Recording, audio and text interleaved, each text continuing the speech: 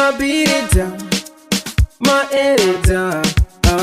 International again.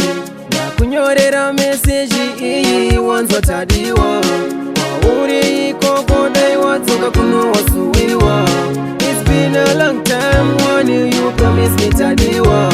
Kutiwa kuyenda siucha kurumiza kutoka.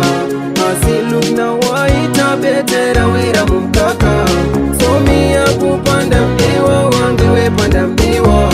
So mi ya kutanda mdiwa wangu we tanda mdiwa. Tazwane kukupanda mdiwa wangu panda mdiwa. Tazwane kukufunga mdiwa wangu funga mdiwa. I miss you baby, I miss you honey. Uvungenda kusuwa, disi kuchikakana musuwa.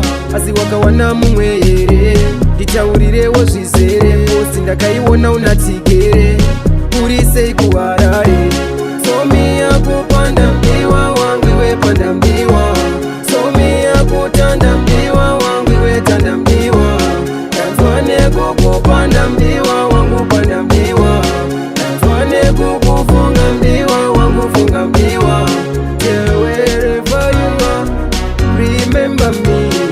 Whatever you do, I love you. Nakunyorera message iyi wanzwa tadiwa. Wauri koko dai watsoka kuno wasuwiwa. It's been a long time when you promise me tadiwa. Kutiwa kuyenda siucha kurumiza kutoka. Asi look na waita betera wira mumkaka. So mi ya kupanda mdiwa wangu we panda mdiwa. So mi ya kutanda mdiwa wangu we tanda mdiwa. Tazwane kukupanda mdiwa wangu panda mdiwa. Tazwane kukufunga mdiwa wangu funga mdiwa.